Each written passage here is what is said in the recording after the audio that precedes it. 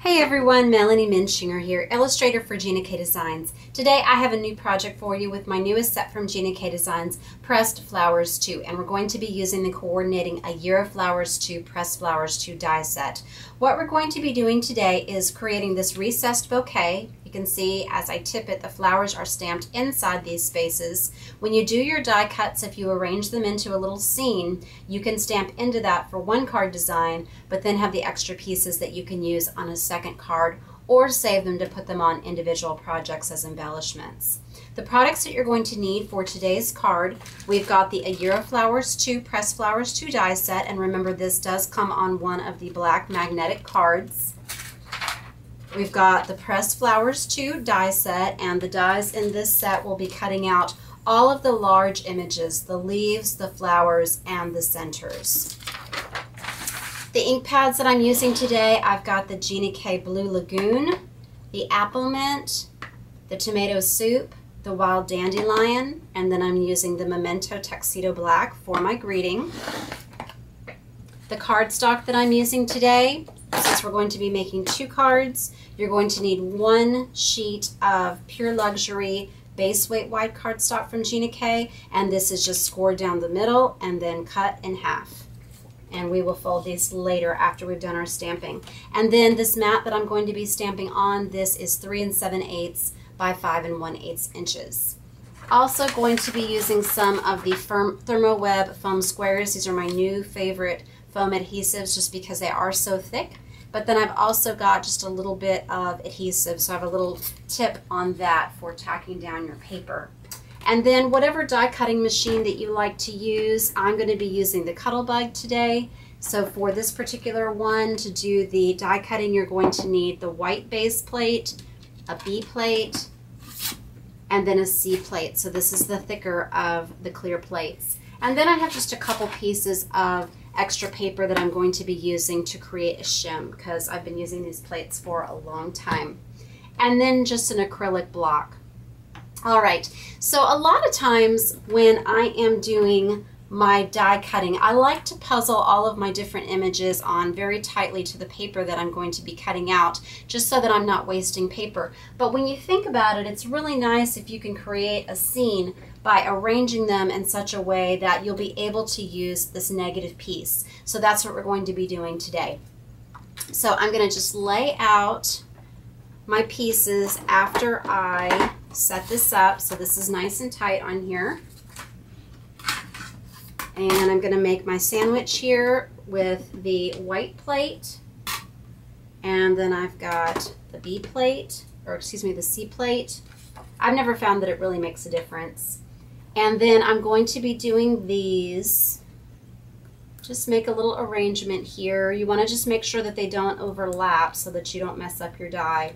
But you can put them in there any way that you want. Go ahead, and I think I had them like this on the original card. So I've got room for my stems and my leaves, and then my greetings will go right down there. Okay, so the cut side needs to be face down. And then we're going to put our B plate on top. And then we're going to put on the shims. If you need it, you might not need it, but I just want to make sure it cuts. And then we're just going to roll this through.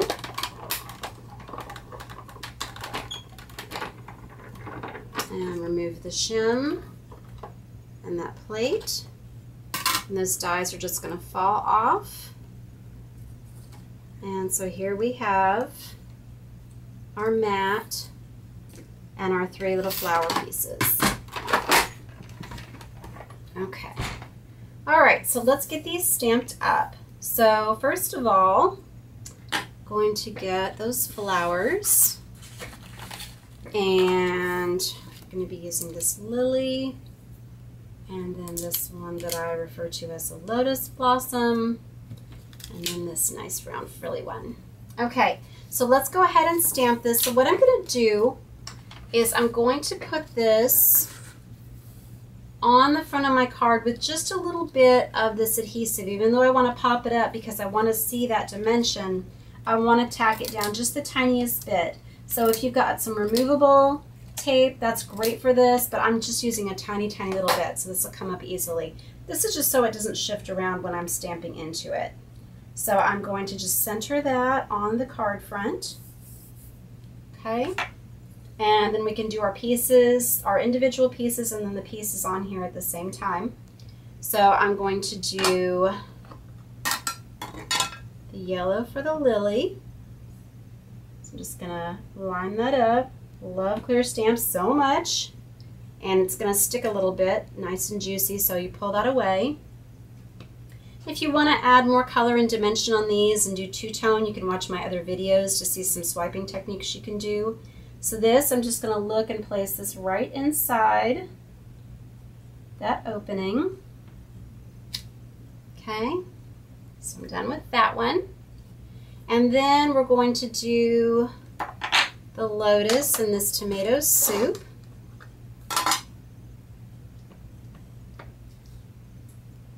So I'm just going to layer that over the hole, press it down and pull it up. And then do the same thing here.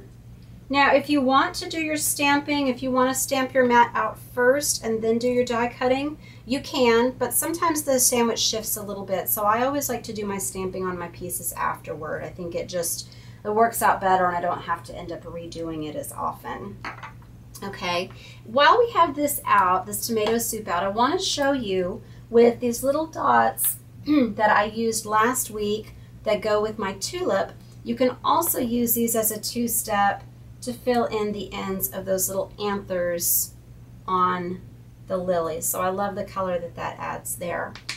Okay, and then we're going to use this blue Lagoon. I love these warm and cool colors together on this card. It really says summer. Got bold and then some light colors too.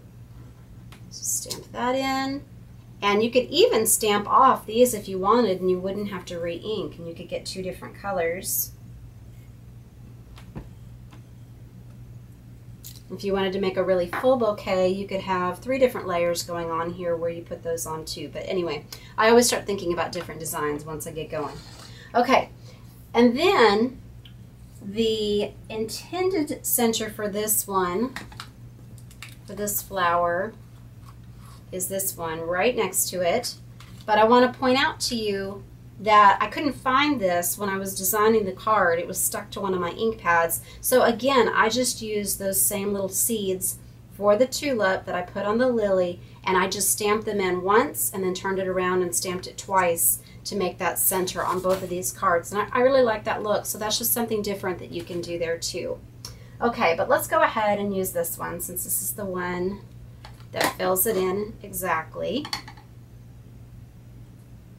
And I just look for, there's kind of like a little gap in between 2 at the top.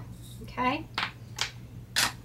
All right. So what we're going to do now is I'm going to take this away and I want to stamp my leaves. And one nice thing about having these flowers already cut out on here is that you don't have to do any masking. When you stamp your leaves over this, it's just going to go right over that hole, so it's not going to overlap your flower if that's something that you don't like having to do or having to see. All right, so let's make our stems first so we know where to attach the leaves. So I'm going to go, I want to make this following the curve that that angle is following on my lily. And then turn it so that you can face the opposite way. And then I'm going to put this one just going up through the center of that flower.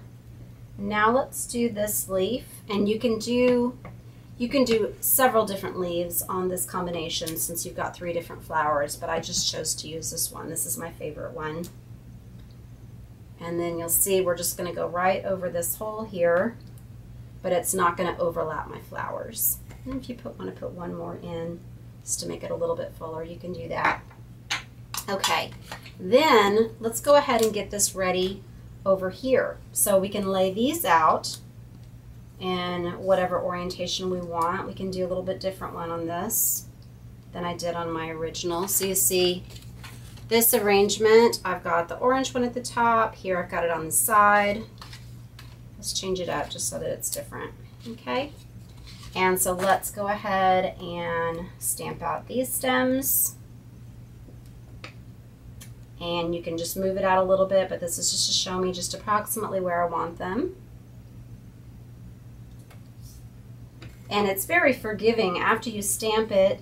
If you decide that you want to bring the flower down a little bit lower, it's still going to cover that whole stem, so you get to choose where you want to put that, if that works better for your arrangement. And then let's just add some little leaves, and then we'll be done with all of our flower stamping, and we just need to add our greeting.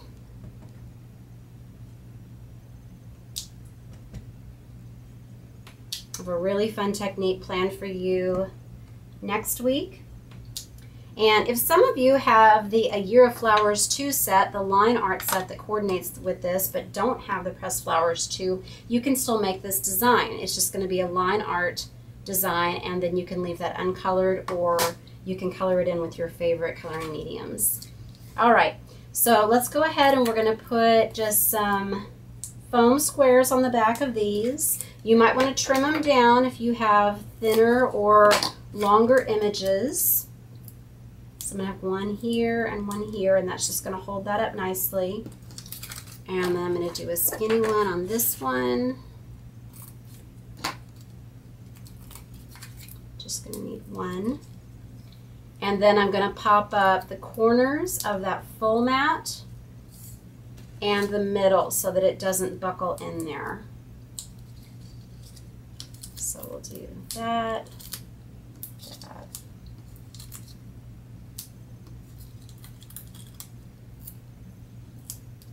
And I'll add one more here just for good measure. Okay, so let's go ahead and put a greeting on here. So I think I'm going to do, let's see, let's do thank you today, so I can build up my thank you stash. I had someone come over and buy a bunch of cards for me the other day. So we've got the thank, and then I'll do the same on this one. Now, one thing I forgot to do, okay, this is not good. I might actually change what I'm going to put on here. Just going to do love, I think, because I forgot to do my greeting before I put my foam on, and that's not the best stamping surface. So just going to put that on real carefully right here. Okay. All right. So do as I say, not as I do. Okay. All right. So we're going to add these on. So we've got one here.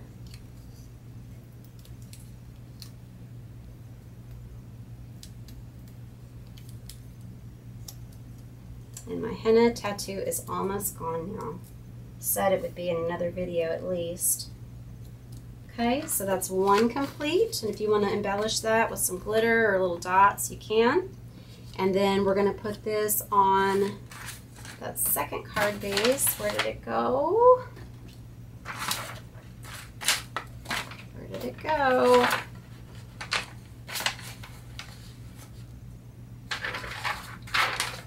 Tell me if you see it. Okay, here we go. Got so many things on my desk right now.